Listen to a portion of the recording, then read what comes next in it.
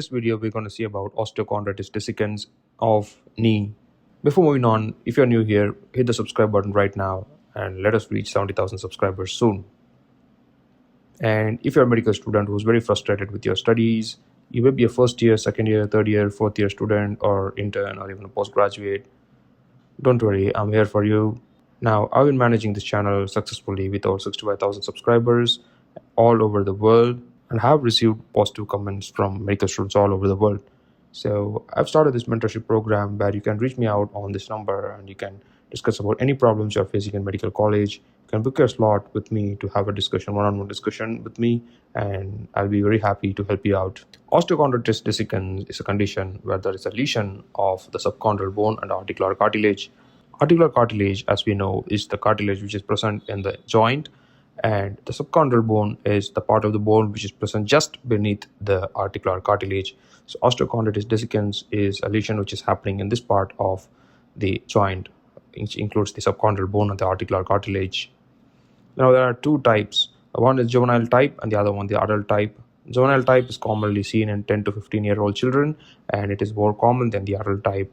Now, causes are repetitive microtrauma like the athletes and the children who are more involved in sports, and it can be hereditary, like genetic causes are there, and vascular causes are seen in some patients, especially in the adults, where the blood supply to a particular part of the bone is affected due to some cause leading to the osteochondritis dissecans. Obesity, vitamin D deficiency are some of the factors which could contribute to the development of osteochondritis dissecans. The common sites of osteochondritis dissecans are the knee, elbow, and ankle. In the knee, to be specific, medial femoral condyle. In the elbow, it is the capitulum of humerus. In the ankle, it is talus. Let us see the sequence of events which happen in osteochondritis dissecans. Initially, there will be softening of the articular cartilage. Articular cartilage becomes soft initially, and it could lead to depressed osteochondral fracture. So it can undergo depression because of continued stress over that site. So here, this is the medial femoral condyle, and you can see here that there is a small depressed osteochondral fracture which is seen in the medial femoral condyle. Now that it occurs after softening of that particular part of the articular cartilage. Now next, what happens is there will be minimal separation of the articular cartilage from the underlying subchondral bone. Here you see that there is somewhat minimally separated. This fragment is getting minimally separated from the underlying subchondral bone, but here you see that it is still somewhat attached to the underlying bone. Now in the next stage, you see that there will be detachment of the cartilage lesion, but still it will be attached to the underlying bone. I mean to say that it is not yet displaced from its position. See here that from the previous stage, it has got more detached from the underlying bone, but it is still in the same place. It is not displaced from its position. Now that is the next stage. Now the final stage is where there is formation of loose body, where it is completely detached and it is found as a loose body inside the knee joint. Now these are the stages of osteochondritis dissecans. Now, how do these patients usually present? Sometimes these patients can be asymptomatic, and while taking knee x-ray for some other cause, you find out the changes in the x-ray in these patients. And if they are having pain, it's going to be mechanical pain, which is present especially during activities, and it's going to be gradually progressive over time. And sometimes these patients can present with locking, means the knee gets stuck at a particular position because of the presence of a loose body which is roaming around freely inside the joint, and it's causing the symptom. And they can have on and off swelling of the knee joint as well. In some patients, it can be bilateral, which means it can be present in both the knees at presentation. Now there's a clinical test which helps us to identify osteochondritis dissecans, which is called as the Wilson test, where the patient is made to sit in the chair and we internally rotate the leg and we start to extend the knee of the patient. So the patient will feel pain during extension while the leg is internally rotated. Now we ask the patient to externally rotate the leg, and while doing external rotation, the pain gets relieved. Now this is called as Wilson test. Now how will you evaluate further? We need to take an x-ray of the knee, and the three views which are used are anteroposterior view, the lateral view, and a special view called tunnel view. You need to remember this.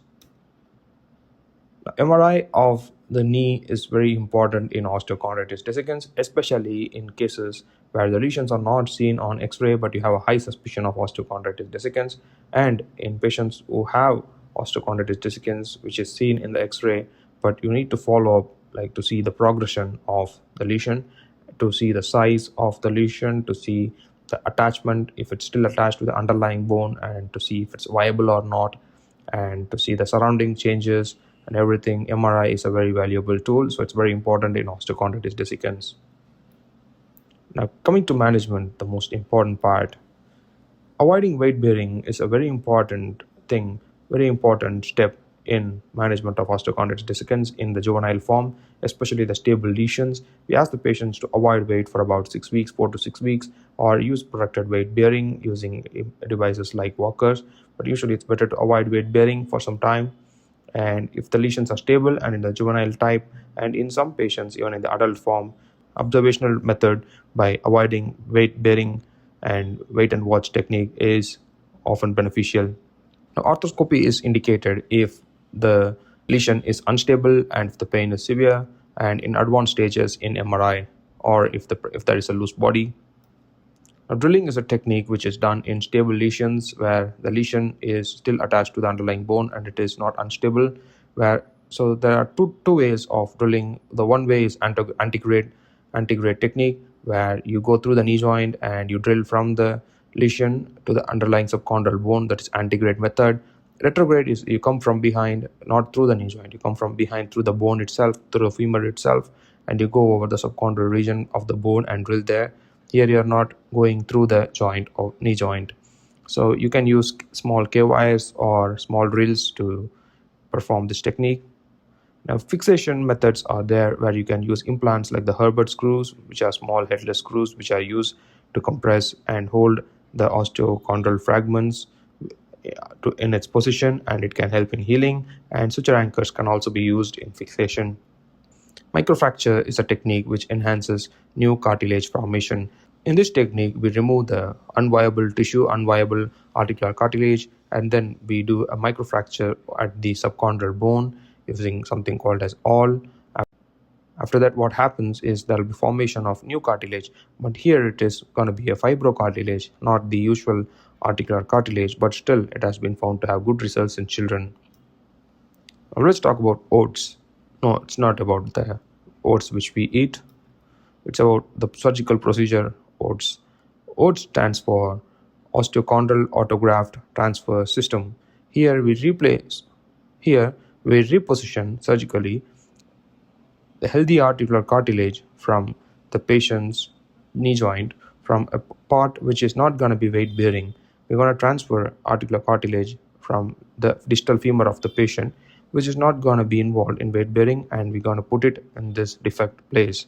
So by doing this, we are filling the defect, and the place from which you harvested this graft in the patient, that part of the bone is not involved in weight bearing, so it's not going to cause any problem there as well. So OATS procedure has been found to have good results overall. Now, just a reminder, if you haven't subscribed yet and you found this video helpful, please hit the subscribe button right now and let us reach 70,000 subscribers soon. And about the mentorship program, if you're facing any problem in medical college which we want to talk about, you can always feel free to reach me out on this number and book your slot. I'll be happy to help you out. Please hit the like button, share this video to your friends and groups, and subscribe for more such videos. You can watch my other videos by clicking on the videos and playlists you see right here. And you can explore my channel, Vids Made Simple, for more videos where I posted on other subjects in medical college as well. Thank you so much for watching. I'll see you guys in my next video.